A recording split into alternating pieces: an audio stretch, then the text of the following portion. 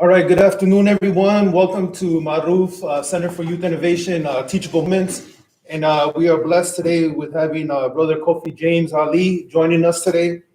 Just a little information on Brother Kofi. Did you go to Whitewater? No, Lake. I'm sorry. Brother Kofi is a graduate from Lakeland University, and he has actually 3 majors, which is pretty impressive. He had majored in exercise science, nonprofit management, and sociology. And currently, Brother Kofi is an instructor at Khair Muhammad. So for today's period of instruction, he's going to go over language, and the specific subject would be building a vocabulary. And without further ado, I present Brother Kofi. Thank you. Thank you. Thank you, Jesse. Assalamu alaikum wa rahmatullahi wa barakatuh. I am Brother Kofi. And again, just to reiterate the introduction, I'm going to be doing my lesson out of this book called Word Power Made Easy by Norman Lewis. And I began to read this book a little bit after I graduated from college. I wish I would have read it while I was in college, but it was a more of an activity kind of book, and it has these different lessons for you to go through to improve your vocabulary skills. And so you'll see some words that you've seen before, then you'll see it being compared to words that you've never seen before, unless you're like a word genius, you're like a word master, you've seen all these words before. But even after, that's what I'm saying, like even after college, these words were still unseen by me. And so since I started reading this book, I kind of started understanding things a little better. And I think it's a great tool that even teachers should start using even in class. Usually they use this book for classes like high school and college, but I think it would still even be a good book for middle schoolers, and especially a good book for those who graduate from high school and they don't continue any education or anything like that. So this is gonna be a good book for like self education. So right away, I want to just throw you all into this assessment right here, this small assessment of vocabulary assessment.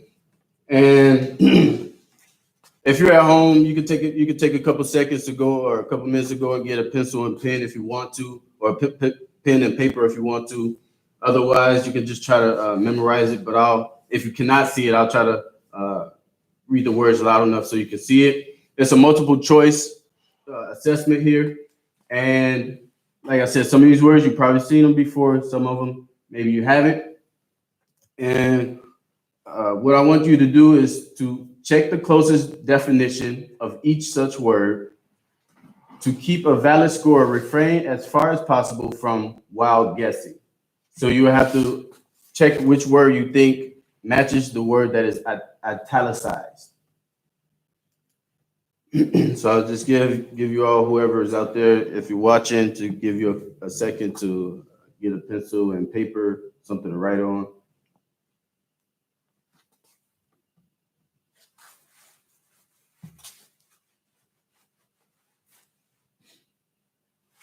And at this moment, I guess you can kind of look through this list, and if you don't need a pencil or paper, you can go ahead and answer the questions if you want to.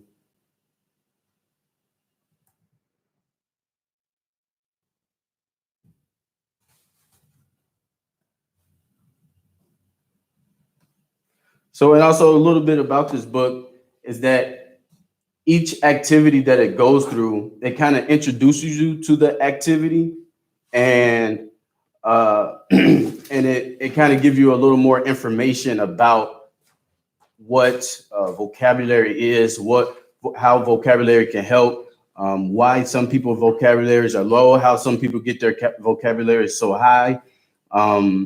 Tells you about the different categories of people who have a high vocabulary.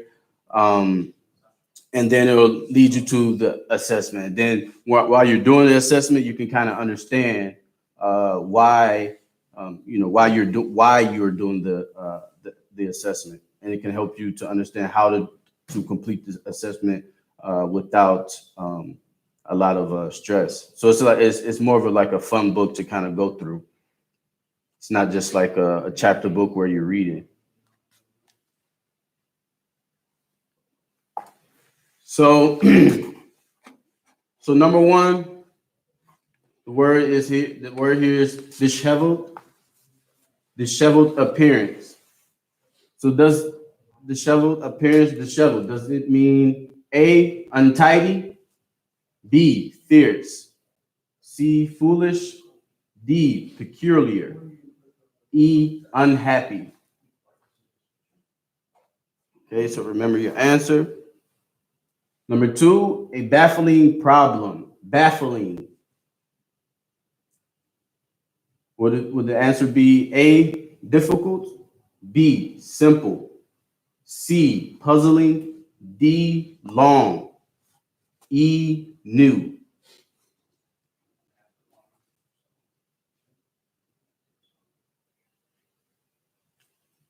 Number three, lenient. Lenient parent. A lenient parent.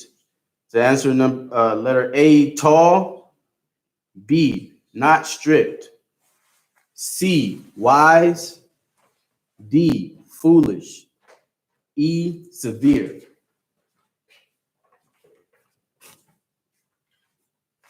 Number four, repulsive personality.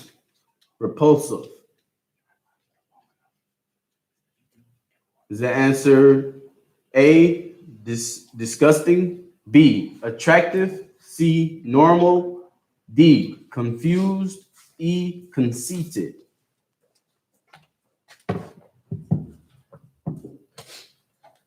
Number five, audacious or audacious attempt. Is the answer letter A, useless, B, bold, C, foolish, D, crazy, or E, necessary?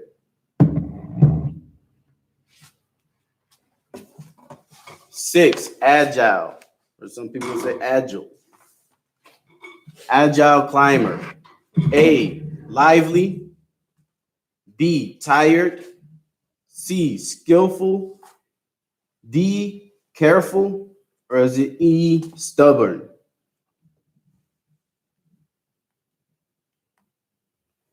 Number seven is prevalent disease. Prevalent.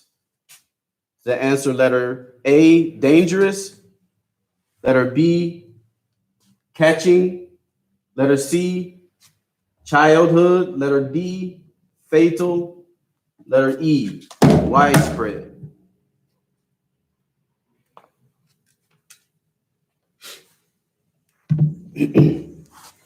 Number eight, ominous.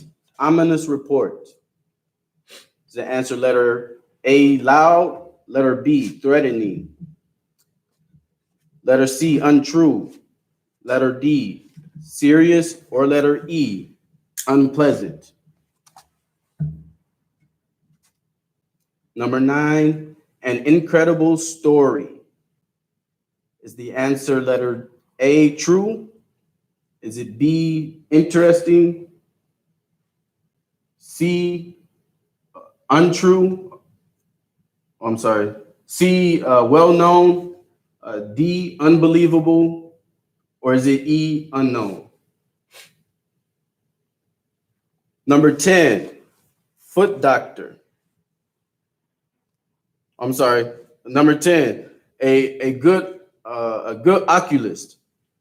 Is the answer letter A, eye doctor, letter B, skin doctor, letter C, foot doctor, letter D, heart doctor, or letter E, bone doctor?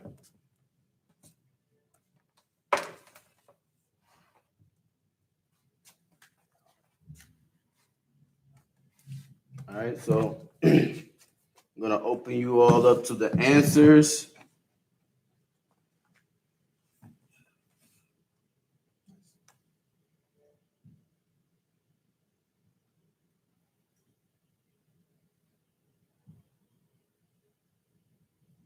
So for those who memorized it, while you're looking, the answer for number 1 will be A, untidy. Number 2, the answer is C, puzzling.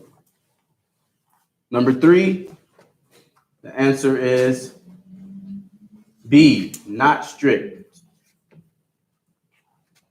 Number 4,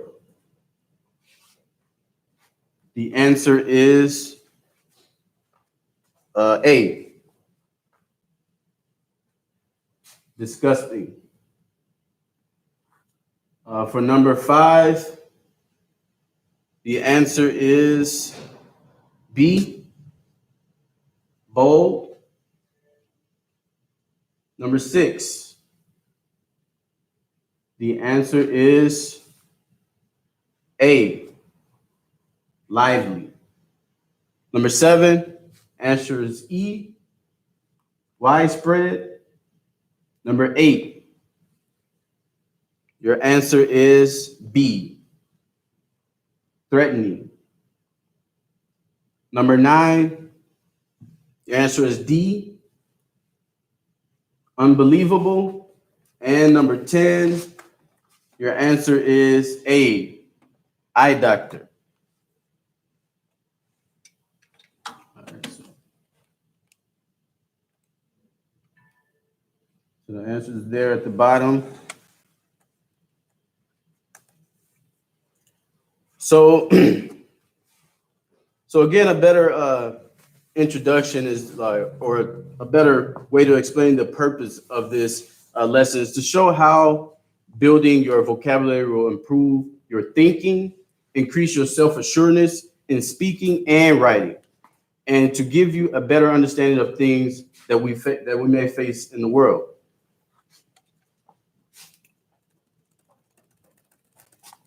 So the first thing I want to talk about, like I said, the title is Building Your Vocabulary for Better Understanding and Success. So the first part I want to talk about, is to point out, is about vocabulary. So what vocabulary is the glue that holds stories, ideas, and so educators, we often consider 4 types of vocabularies, which are listening, speaking, reading, and writing.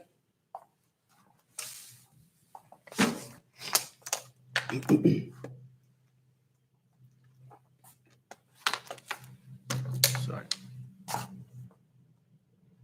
So a listening vocabulary, it refers to the words that we need to know when we are, that we need to understand when we are listening to someone, when we hear things. Also, for speaking, there are vocabulary words that we need to know and understand when we speak to people. Reading vocabulary, there are words that we need to understand and know when we are reading. And also writing vocabulary consists of words that we need to know when we are writing. So essentially what I'm trying to explain is that some of the words that we say, we won't necessarily, sometimes the way that we write, we won't necessarily speak that way. So these different vocabulary terms will help you to understand a person better or understand things better when you face it. And that leads to my next point is that a reader cannot understand a text without knowing most of the words. And well, I mean, I should say without knowing what most of the words mean, because that is what understanding is, knowing what the word means. So to reiterate, like I said, knowing what the word means, understanding in a detailed explanation, it's a process to gain knowledge. It's a process to gain ideas and content about something or someone. And so by improving your your understanding. It helps making decisions easier and even more effective. Not just easier, but it helps making your decision process easier and more effective. Life gets easier. Life gets more a lot more simpler.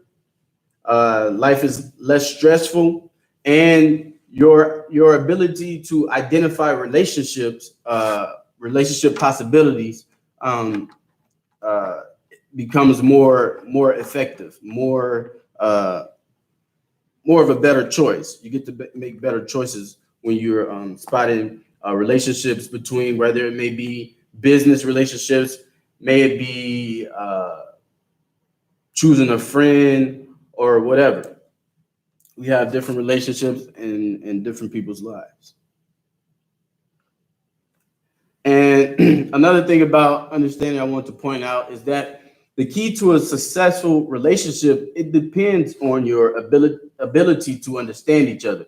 If you don't understand each other, you really can't work with the person well. So there's not a lot of success in this partnership that you're doing. And the more extensive your vocabulary is, the better. Extensive and as extensive in the way that you understand what you're saying, not the fact that you can just memorize a bunch of words. Understand what you're saying as you're saying it. So the more extensive your vocabulary and understanding is, the better your chances of success in life.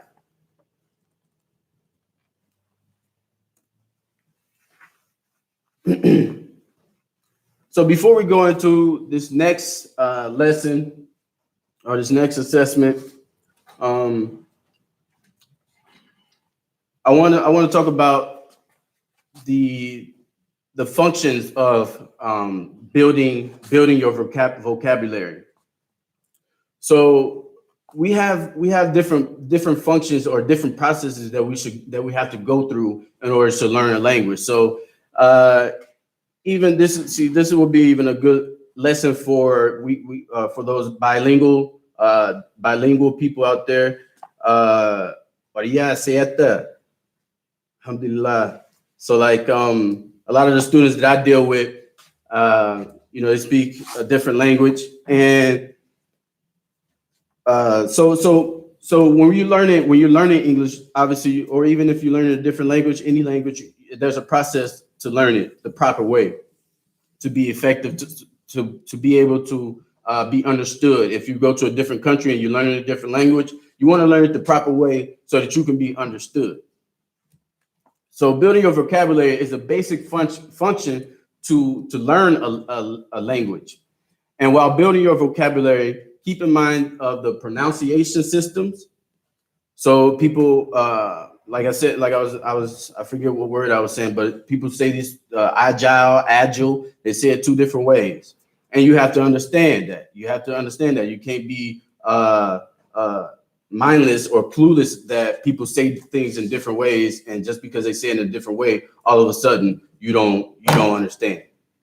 All of a sudden you don't speak English. It's like, so you got to be aware of the pronunciation system.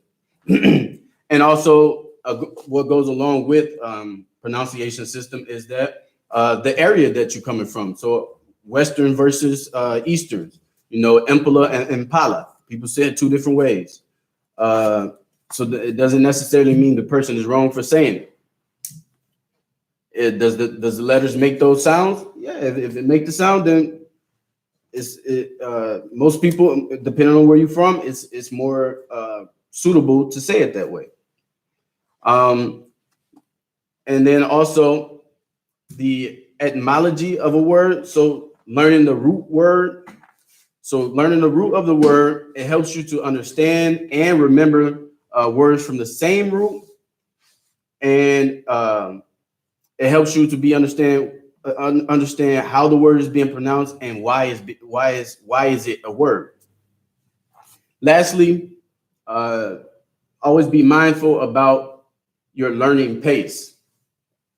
Some people learning paces, they'll vary. So even during this assignment, if you're at home, you're doing it with your sibling or something like that, Most of the times your learning pace will vary. So don't get frustrated at the process of building your vocabulary. And I know there's a lot of people, even when I'm teaching, a lot of people, because they don't get it or they don't understand it, they get frustrated and they just give up. But we have to understand that, we all have different learning paces, and you can't be too frustrated with that. You just have to build to get better. All right, so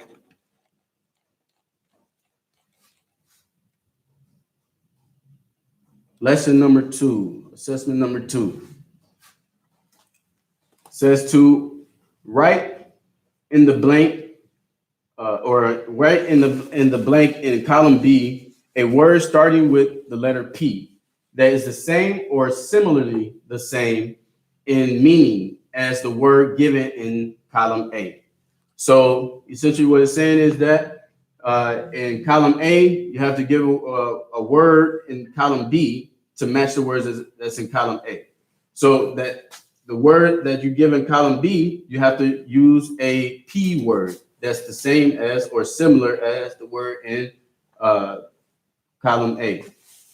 So I'll give you a little bit to go ahead and try to figure this out. We got 12 words.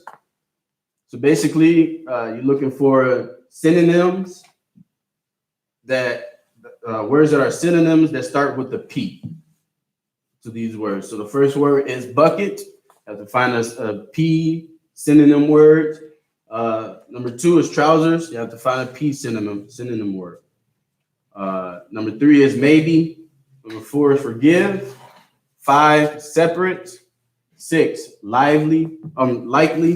7, annoy. 8, good looking. 9, picture. 10, choose. And 11, ugly. And 12, go.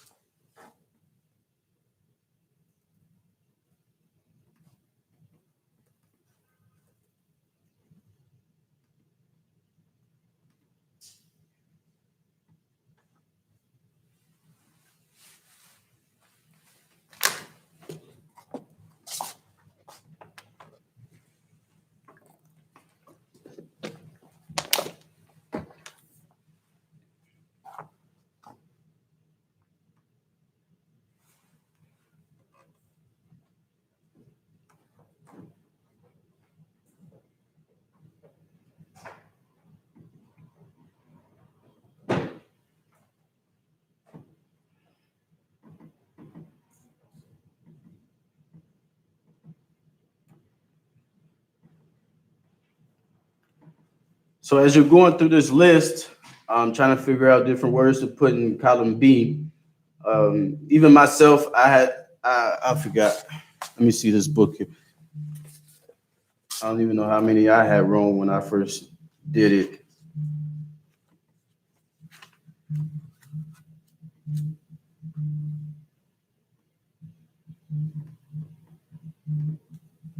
I had 1, 2, 3, 4, 5 numbers y'all get. We compare.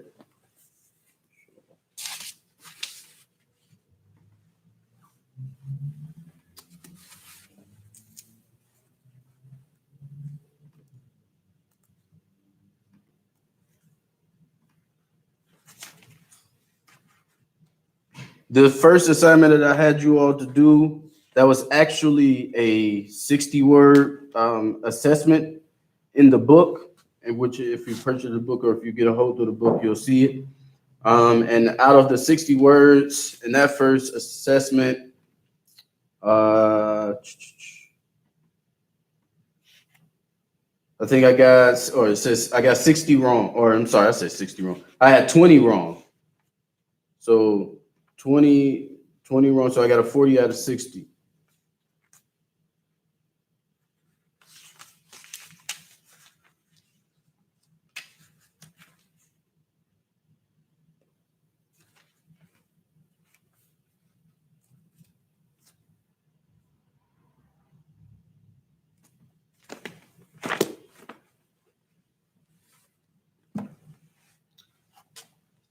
All right, so if you've finished that, if you're still working on it, we're just gonna go ahead and get to the answers.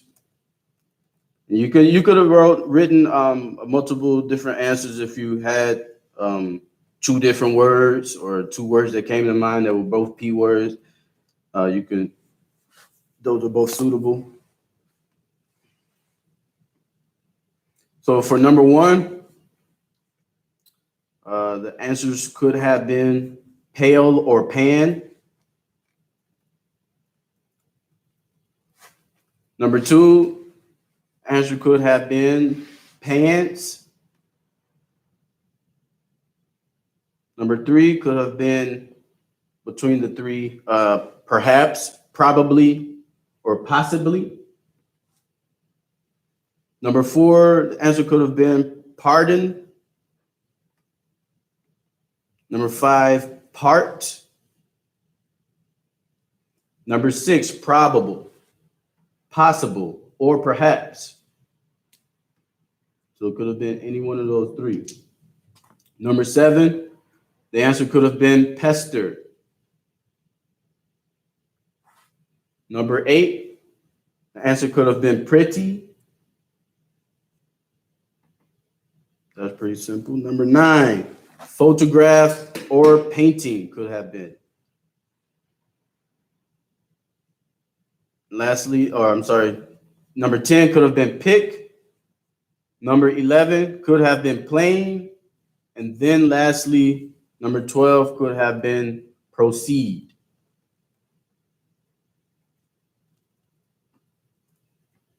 So count them up, see how many you got right and wrong.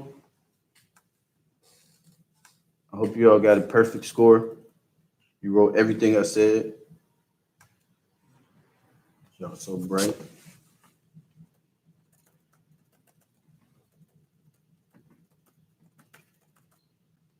All right.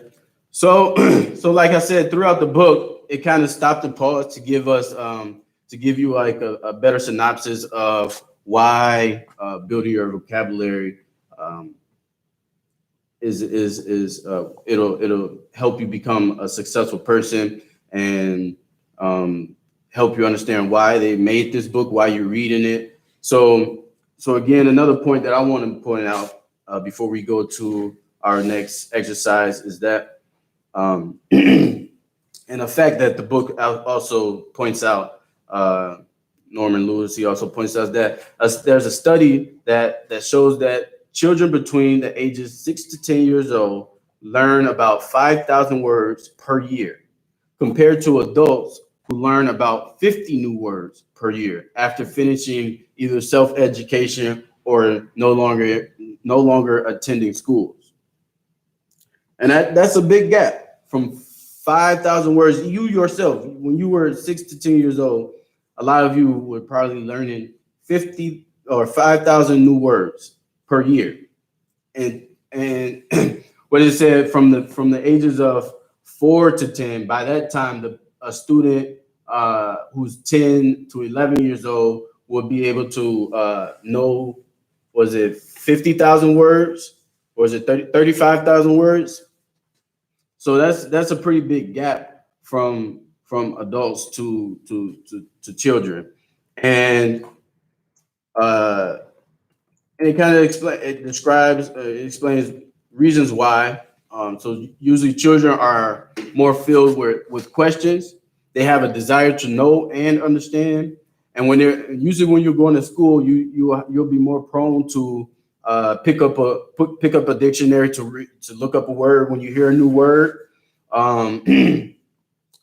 Maybe you would even keep a notebook while you're schooling, reading a book before bed or something like that. Those are typical things that people who are in school would do. And that's why a lot of the youth, they learn words at the rate of 5,000 words per year.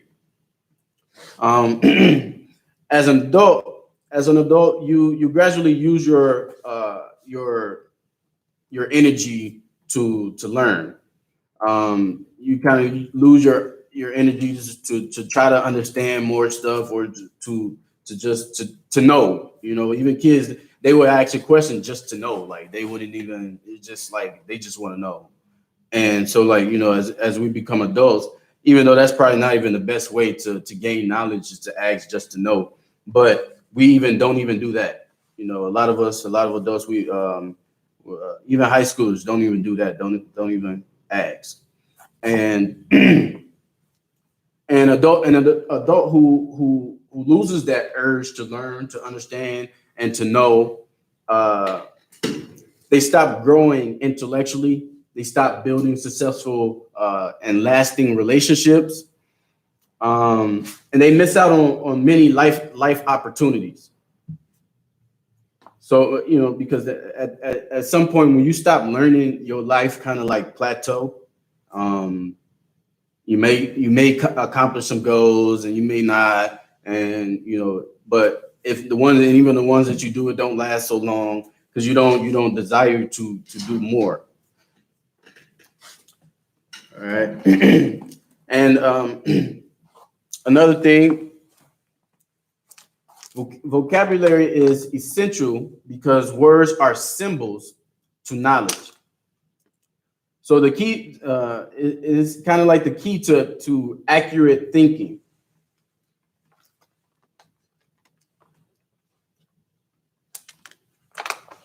A big vocabulary alone doesn't mean that one will be successful and intelligent, but the application, the way that they apply their knowledge, does determine their success. And and knowledge obviously is gained through words.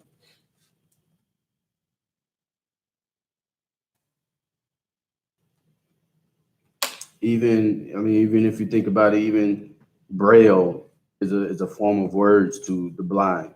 So so knowledge is, you have to know words in order to receive knowledge.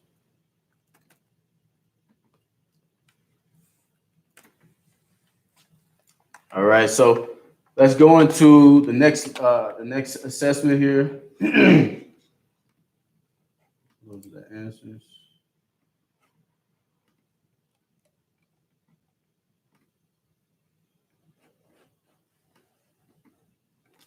The next one you'll be doing almost the same thing, except you're doing the opposite words and you're doing the letter G instead. So the instruction again is to write in the blank in column B a word starting with the letter G that is the opposite or similarly opposite or in contrast of the word given in column A. So this row, you should find opposite words that has the letter G, opposite words of the column A.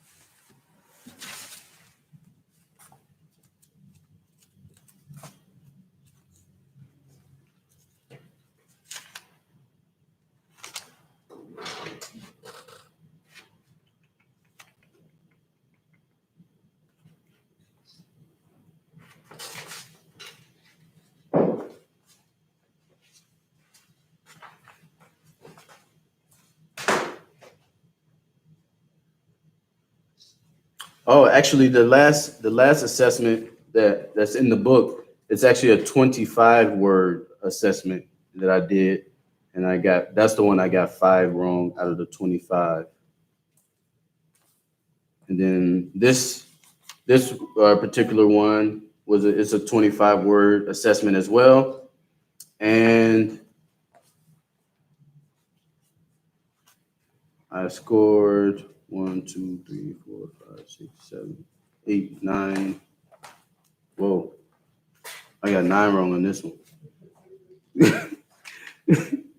I got 16 out of 25 on this one. This was after college. Lakeland University did not do nothing. You know, I want my refund. But like I said, this book it helped me a lot after, especially after college. I did go back. I took some classes for my master's, but then I ended up making some different life changes, some big life changes that same year. So and this was a good alternative to self education.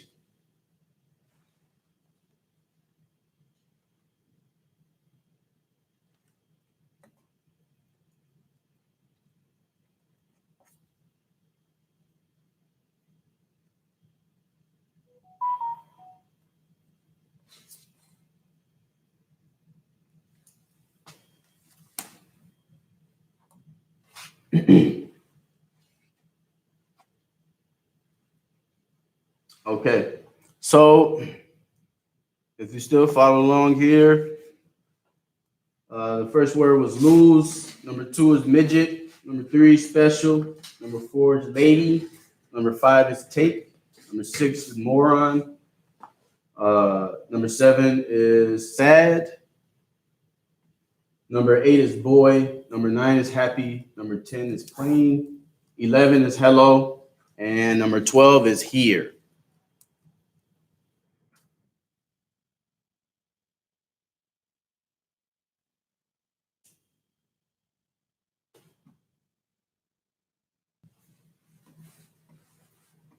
So like I said, some of these words, that's why I would even recommend this book for middle schoolers as well, because a lot of these words, you've seen them before. You read them, you see them every day in class. Hello, here, happy, boy, sad. So just why wouldn't you want to know the antonym of this word or the synonym of another word or something like that, so that you can be able to relay a message in different ways, in many different ways, to connect with different people. Even when I traveled over to the West Africa, a lot of people, they called the garbage there or the trash can there, they didn't call it garbage or trash can, they call it the rubber. And I was like, yeah, I looked around like, aha, okay, he's talking about that thing, you know what I mean? So like, where you kind of understand different words and how to use them in different ways. This is a whole different country that I've never been to, don't speak the language, but when somebody tell me to put these things for the rubber, you know what I'm saying? It's like, huh? But you can kind of make it out when you have a better understanding of different words. So the answers to this assessment, number 1 could be either gain, get, garner, grab, glean, grasp, or grip. So let me do this real quick.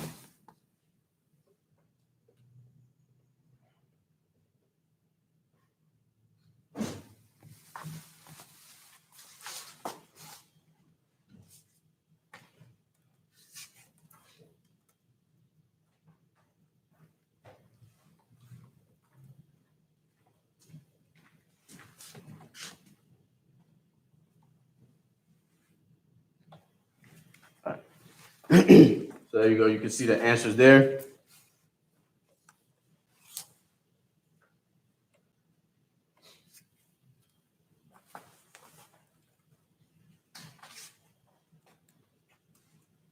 All right.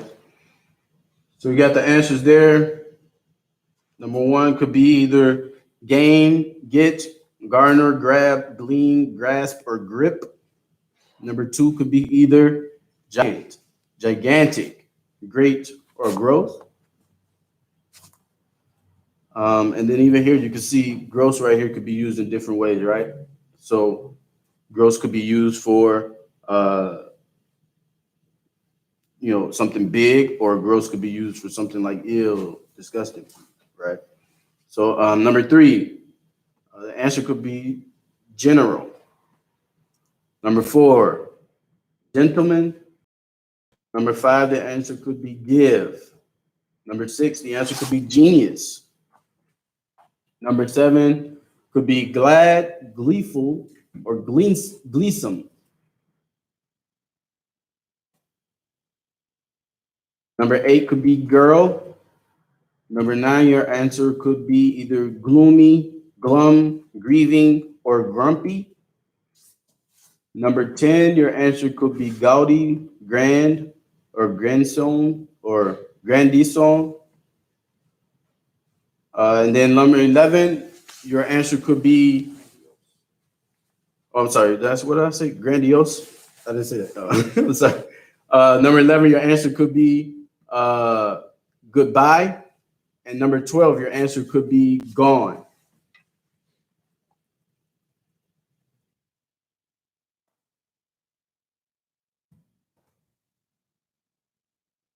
Tally up your scores. And let's see.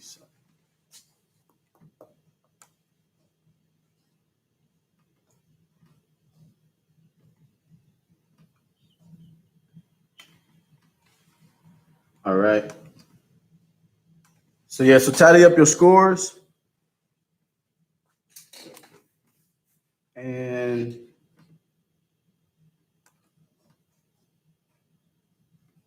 so that was the last assessment that I want to have you all do at this point.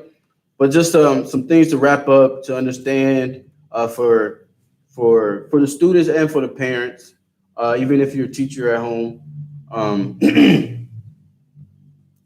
So some vocabulary issues that you may encounter yourself or with your child or with your student is to first understand the student, understand yourself, and a lot of times their frustration, you may not know how to express it sometimes, and sometimes you may even hear things like I feel like I'm using the same word over and over again in the same paragraph or in the same paper that I'm writing, or I don't like to read on my own because I don't understand what I'm reading. I don't understand the words that I'm reading. I want somebody to read with me. We were watching a movie and I didn't understand anything he was talking about. So those are some kind of some red flags that you may encounter. Even if you're a student, if you catch yourself going through that, these are some red flags to say, oh, this is a point where I need to get better in my vocabulary, my vocabulary words. So from a parent perspective, you may notice some things like he or she is unable to tell me how their day was. They usually use like one or two words and that's pretty much it, or they take a long time to describe or explain what's going on. He or she, they may misuse common words. We see that a lot, especially at the early ages, and even at the early ages, that is when you should be capitalizing and making sure you're correcting that. Don't just let it blow over and say they'll learn it in school. Make sure you're even correcting that at home. Okay, then also some other red flags or some other signs is that he or she they don't link words from a book similar or to similar words from another book, or to similar words that they may see in real life.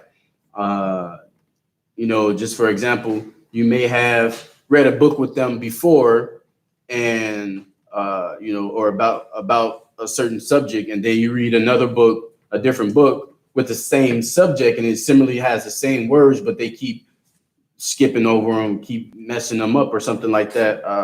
That's another red flag, because it's kind of like we just read this book and it's the same similar words over here, and you still are not recognizing them. So that's another indication there. And then also the student is often not able to find the right words to describe something. So not only are they scrambling to find words to say for or explain their day, but they're also scrambling to figure out words to describe something or describe a person. Or if you try to you asking your child, well, how's the person look? Oh, I don't know. He was a grown person. Like, like, okay, is he mid height? Is he a taller person? They don't know. They don't. Those kind of words don't come to their thinking box.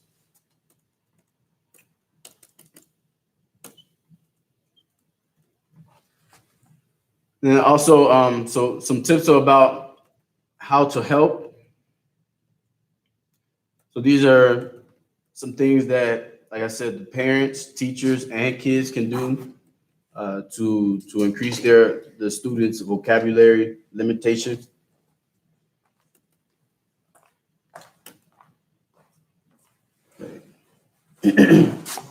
So a few things are that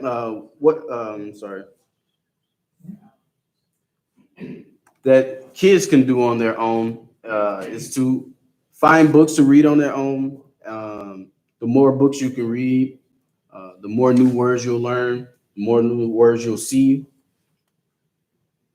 Look ahead in your textbooks to learn a new vocabulary and concepts before the teacher goes over it. So that's one of the things I've started doing actually in my class is that I would early in the morning when they're coming in, I would have them write their words down from the board. And midpoint, when I'm noticing that before they're getting done, I'm putting their textbooks on their desk. So the first person who's done, they can kind of go ahead and look ahead and figure out things. And usually those students in my class are usually like the helpers, and they will go around and be able to assist others because they've already glanced ahead. And even it's a point of time where the advanced students in my class would be able to come to me and ask me questions while the other ones are still writing. They will be able to come to me and ask me questions because even the advanced students may get caught up or confused about something as well. So you already know if the advanced students are getting confused with it or struggling with it, that the lower ranking academic students would have a hard time with it as well. So so another thing that could help, another tip could help, is to keep a list of key vocabularies and transition words.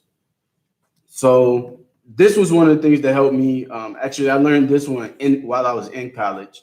Was to keep a list of helpful words. I never used to carry it in my pocket, but I would be able to. I had a public speaking class when I was there, and I will go home and practice it in the mirror, or say these words in the mirror, or here's my introduction.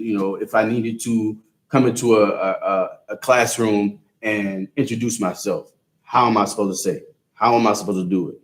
So I had those key words so that when I did get to that point where I'm giving a lecture or something like that, I can get through it smoothly with an introduction. Another thing you can do is practice telling stories. Use a lot of words.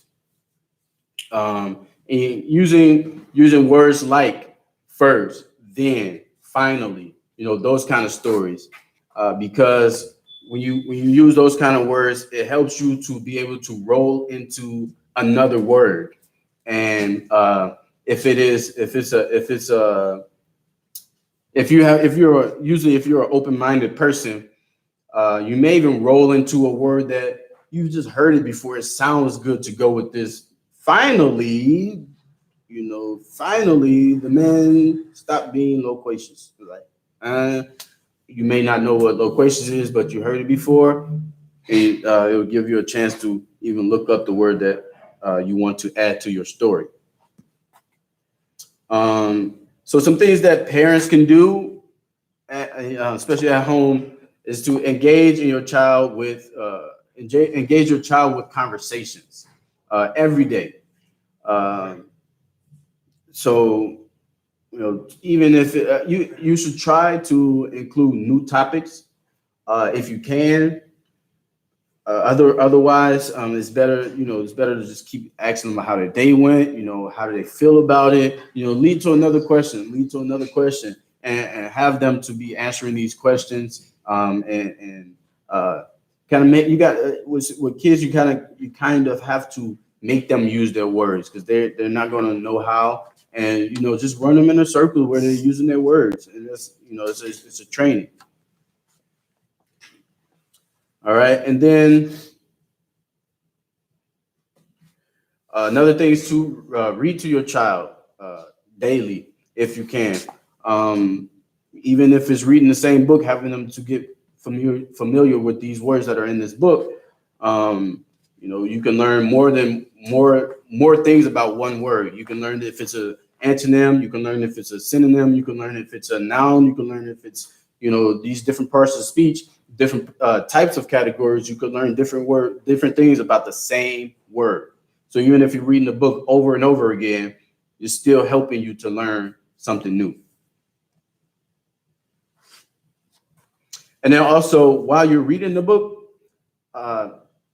when a student pauses or if something is hard for them, or even if if it's a tough word, ask them the definition of the word.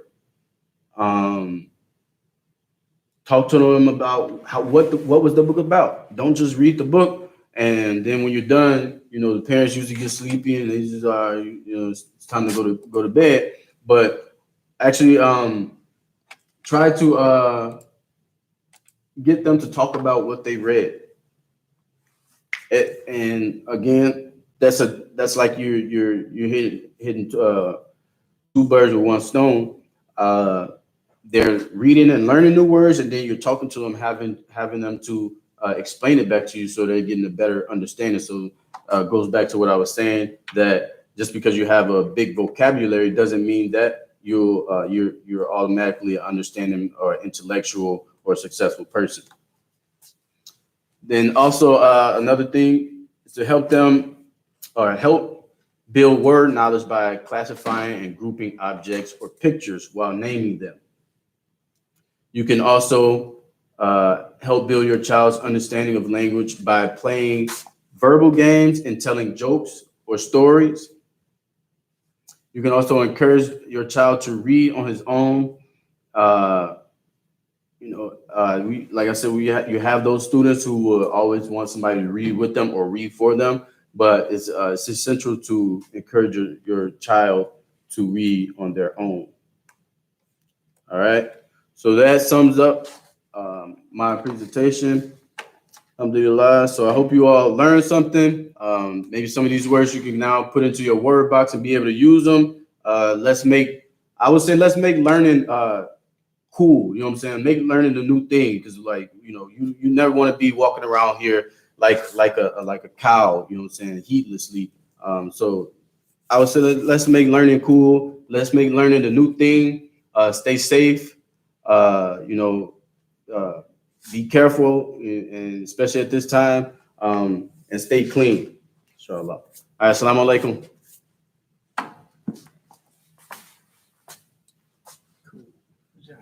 Alhamdulillah.